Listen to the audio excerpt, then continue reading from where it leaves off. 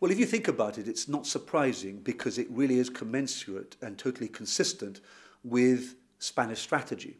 You may recall that a number of months ago when you interviewed me and I told you that the procedure is that there is a list of issues for inclusion within an overall agreement on the EU side, and then there is a list of issues for inclusion and discussion on the UK side.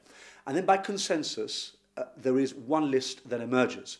What Spain is trying to do at this very early juncture is to include within that list clause 22 that basically says that Gibraltar is excluded from any overall deal unless Britain, United Kingdom and Spain agree bilaterally.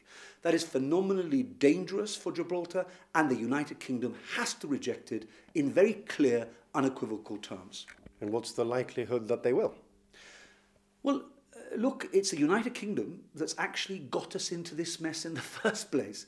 The referendum was not of our making. We never asked for a referendum. We had the referendum and 96% of people voted to remain within the European Union. It's the United Kingdom overall that has voted to leave. The United Kingdom government has a political, moral responsibility towards Gibraltar, and what it cannot do now is to basically skirt around this particular issue. It's got to be strong now, because if it's not strong now, the Spaniards will take advantage of this situation. If you give the Spanish government an inch, they will take a mile. We've seen it in the past, and therefore this is the first test, and the United Kingdom government has got to be resolute. Fine, but the question remains, do you think they will? Well, there's been very positive statements that have been made by the United Kingdom government over the weekend, and I welcome that. I still don't think that they go far enough. And if you ask me, do you think that the United Kingdom government, when the crunch comes, is going to abandon Gibraltar? Well, I would hope not.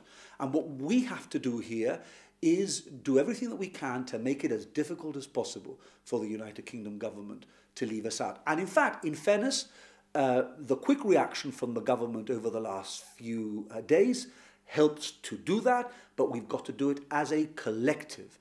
Not only the government, but also the opposition and the people of Gibraltar working in tandem.